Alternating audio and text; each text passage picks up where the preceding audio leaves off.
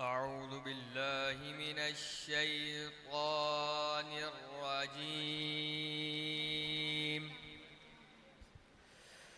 بسم الله الرحمن الرحيم.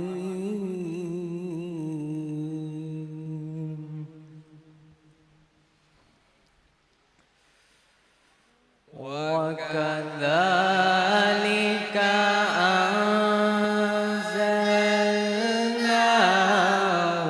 قرآنا عربيا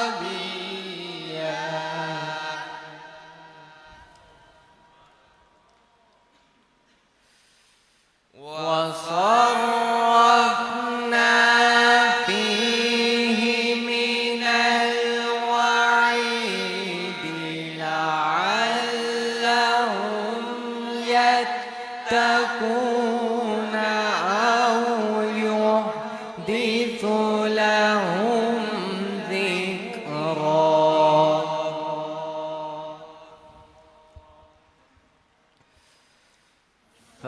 فتعالى الله الملك الحق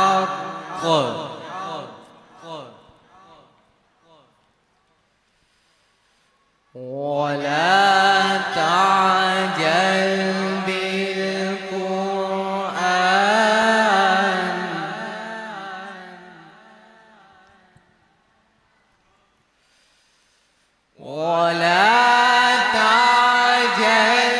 بالقرآن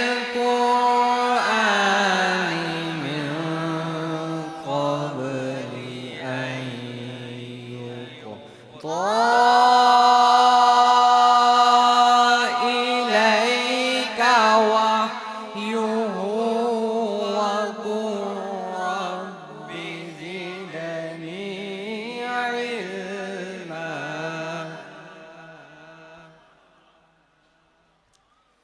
صدق الله